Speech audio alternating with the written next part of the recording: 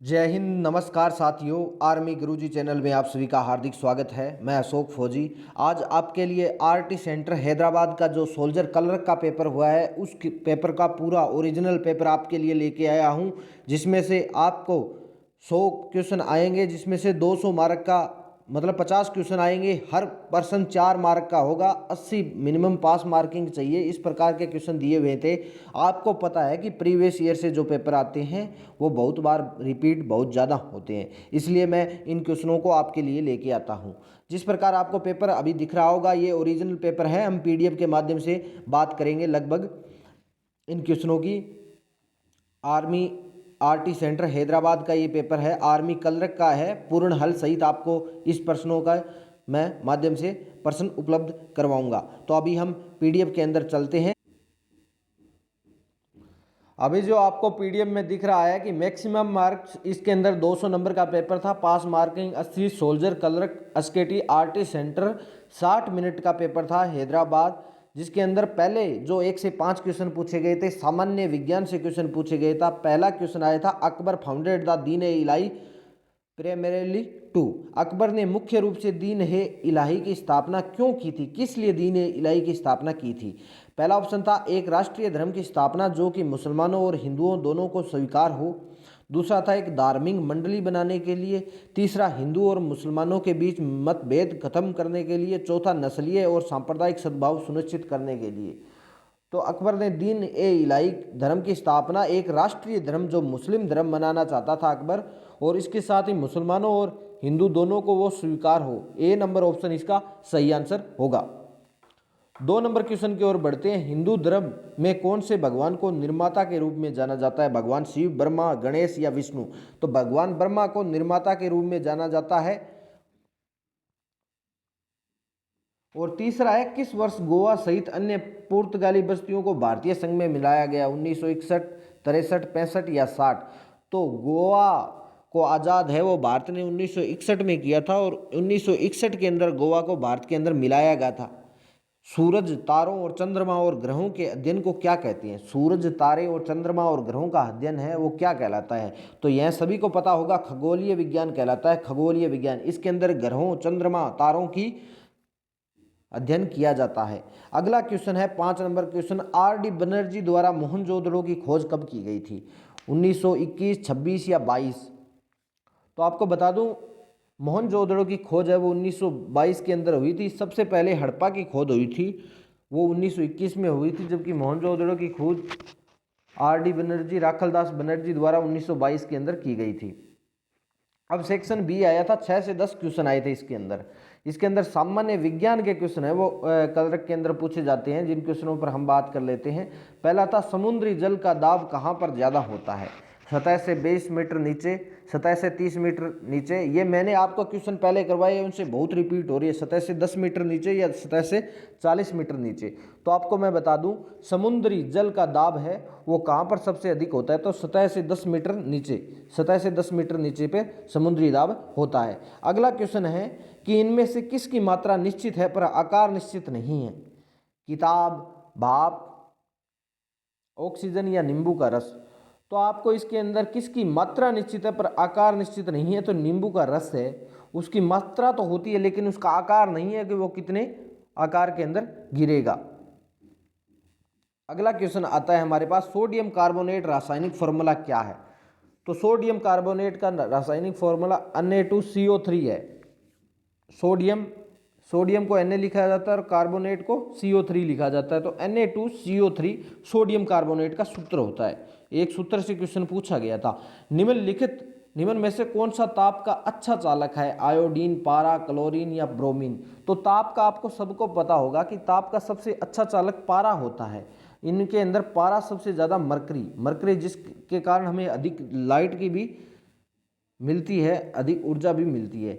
दूध में जीवाणुओं की क्रिया क्या कहलाती है, अम्लीय, क्षारीय, तटस्थ या नमकीय।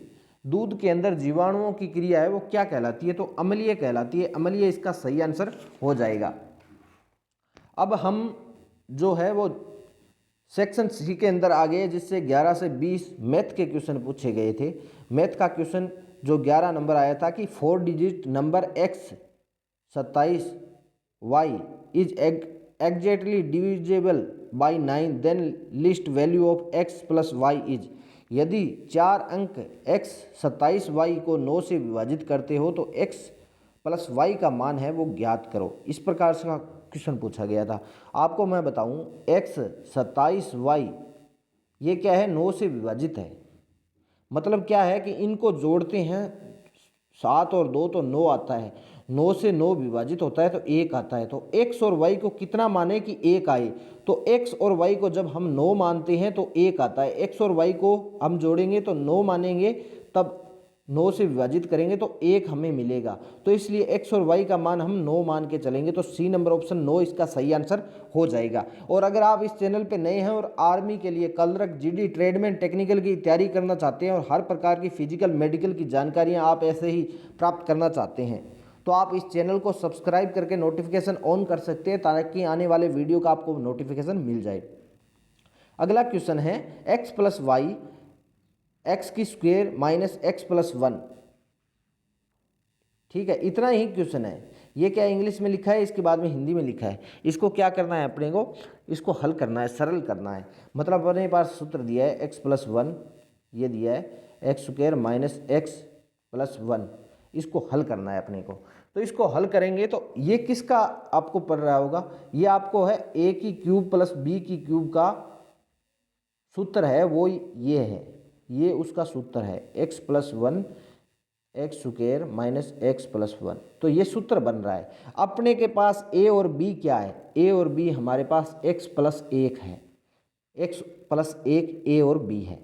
तो इस सूत्र से करें तो ये सूत्र किसका है, a की क्यूब प्लस में 1 की क्यूब। आपको पता होगा a की क्यूब क्या होता है, a की क्यूब क्या होता है, तो a की क्यूब होता है 1 होता है और x की क्यूब होगा, तो x की क्यूब प्लस 1 इसका आंसर हो जाएगा।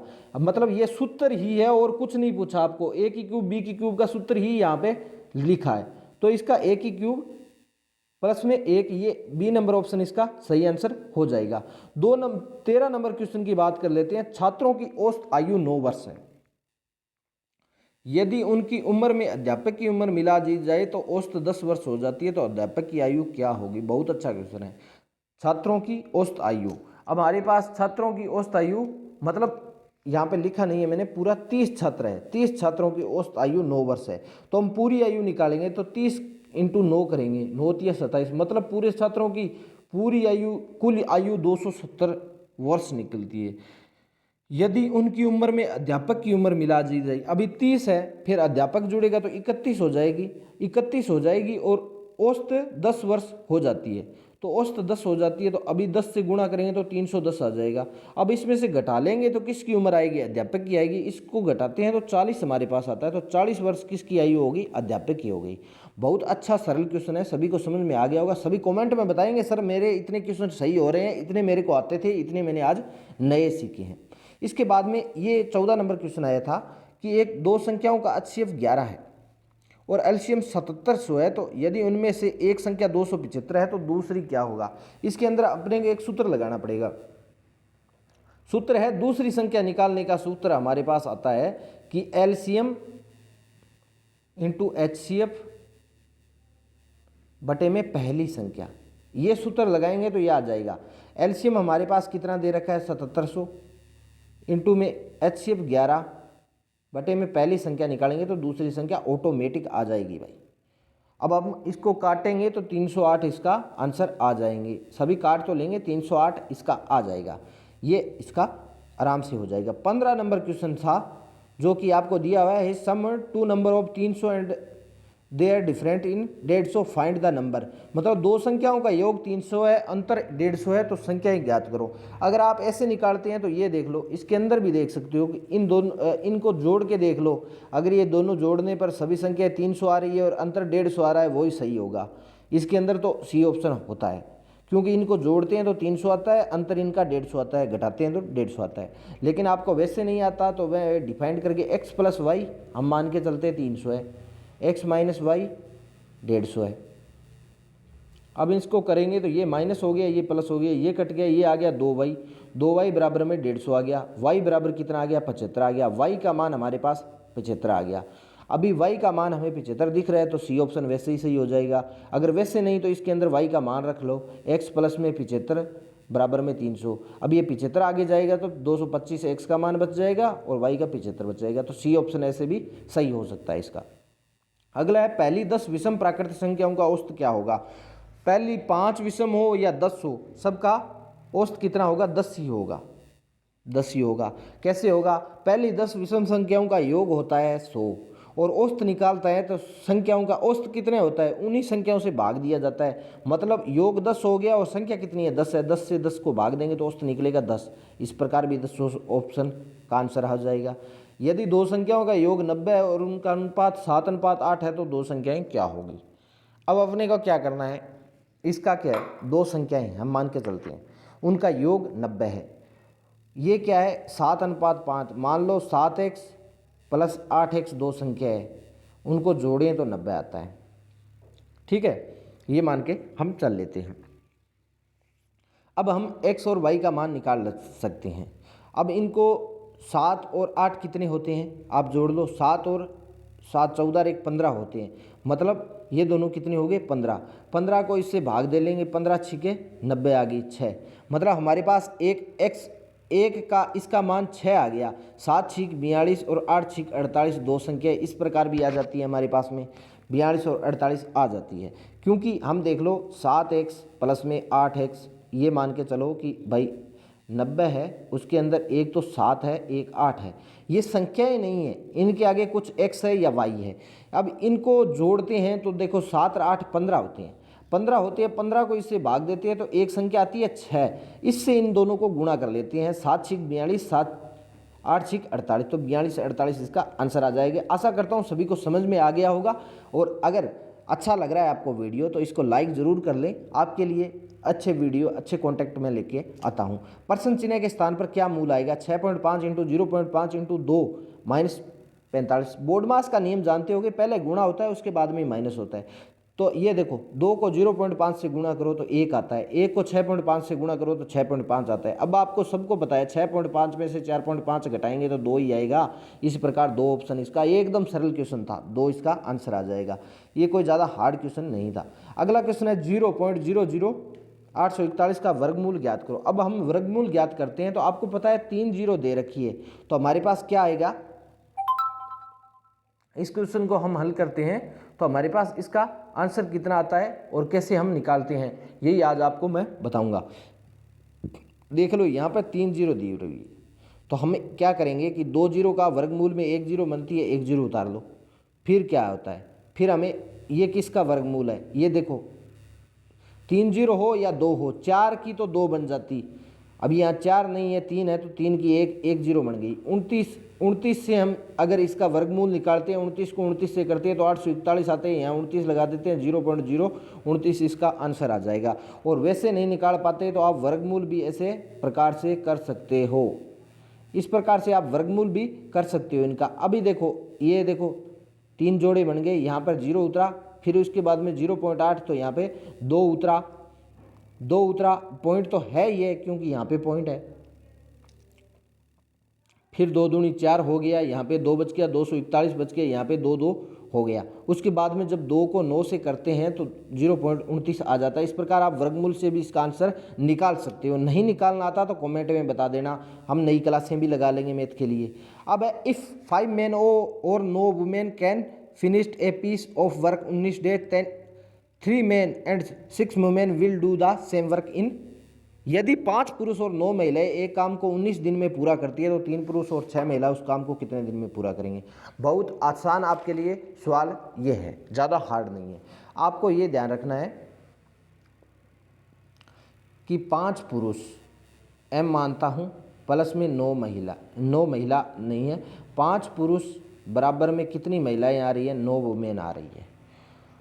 अब हम निकालते हैं, एक मेन बराबर में कितना हो जाएगा, 9/5 हो जाएगा। मतलब क्या है कि एक आदमी कितने बराबर काम करता है, 9 के बराबर। एक आदमी का काम कितना है, अब टोटल काम निकालेंगे तो हमारे पास 5 आदमी हैं, एक आदमी 9 काम करता है, पूरा काम कितना है 19 है, ये हमारे पास टोटल काम आ गया। टोटल काम हम आ गया। मेरे को लग रहा है कि ऐसे आपको ये समझ में नहीं आएगा, और जिसको आ जाता है तो बहुत अच्छी बात मैं मानता हूँ। अब अपने पास में सरल हो गया ये क्वेश्चन। हम अब क्या करेंगे, हमारे पास 3 पुरुष निकल के, 3 पुरुष, एक पुरुष का काम कितना है, 9 है तो 9 लिखो, 6 महिलाएं, 6 महिलाएं, ठीक है, 6 महिलाएं। इसके बाद में 6 महिलाओं का काम कितना है, एक महिला काम कितना करती है, 5 करती है, पुरुष 9 करता है, एक महिलाएं 6 करती है। बराबर में हमने कुल निकाला था कि भाई 5 इंटू में 9 इंटू में 19 पूरा वर्क निकाला था। अब इसको हल करते हैं हम, तो 15 दिन हमारा आंसर आ जाता है। 15 दिन इसका सही आंसर हो जाएगा। अगला कंप्यूटर विज्ञान से भी क्वेश्चन आए थे, 5 क्वेश्चन, 21 से 25। आपको पता है कलरक के अंदर कंप्यूटर से भी क्वेश्चन पूछे जाते हैं। पहला क्वेश्चन था, एक पिक्सल क्या है। पिक्सल है द्वितीय मेमोरी में संग्रहित चित्र, एक कंप्यूटर प्रोग्राम जो पिक्चर बनाता है, या फिर एक वायरस है, या कंप्यूटर स्क्रीन पर प्रकट होने वाले शब्द बिंदु है। तो ये क्या पूछा है हमारे से कि पिक्सल क्या है। तो पिक्सल आप सभी को बता दूं कि कंप्यूटर स्क्रीन के ऊपर जो शब्द बिंदु प्रकट होते हैं उनको पिक्सल कहा जाता है, पिक्सल। आगे है, कंप्यूटर की सबसे पुरानी व्यावसायिक भाषा कौन सी है। सबसे पुरानी भाषा कौन सी है, सभी को पता होगा मशीनी भाषा सबसे पहले आई थी। कंप्यूटर मशीनी भाषा, जिसके बाइनरी कोड भी कहा जाता है 0 और 1, उसको समझता है मशीनी भाषा। इसका आंसर हो जाएगा, सबसे पुरानी भाषा मशीनी भाषा थी। अगला है, सुपर कंप्यूटर सबसे पहले किसके द्वारा डिजाइन किया गया। तो सुपर कंप्यूटर सबसे पहले सेमोर के द्वारा डिजाइन किया गया था। सेमोर के इसका सही आंसर हो जाएगा। अगला क्वेश्चन आता है कि डाटा बन जाता है जिसे मानव आसानी से समझ सकता है। प्रेजेंटेशन, सूचना, ग्राफ या तैयार अभिसंस्कृत। तो डाटा क्या बन जाता है, डाटा बन जाता है जिसे तो डाटा किसे कहा जाता है, सूचना को। सूचना बन जाती है, सूचना। और अभी चैनल को जरूर लाइक जरूर कर देना। मॉडल में होते हैं, सभी कमेंट में बताएंगे सर कितने आते हैं। मॉडल में कितने लेयर होते हैं, तो मॉडल के अंदर 7 लेयर होते हैं। 7 लेयर इसका सही आंसर होगा। अभी मैंने आपको 25 क्वेश्चन करवाए हैं, जिसके अंदर कलर के अंदर मैंने इंग्लिश के क्वेश्चन छोड़े, बाकी आपको सभी करवा दिए हैं। और अगर आप इस चैनल पे नए हैं और ऐसे ही जो भी मैं वीडियो डालूं वो प्राप्त करना चाहते हैं, तो चैनल को सब्सक्राइब कर लें, और अच्छा लगा तो लाइक भी ज़रूर कर दें, और कमेंट करके बताएं सर कैसा वीडियो लगा है आपको और कितने सही हुए हैं। इसी के साथ सभी को जय हिंद, राम राम।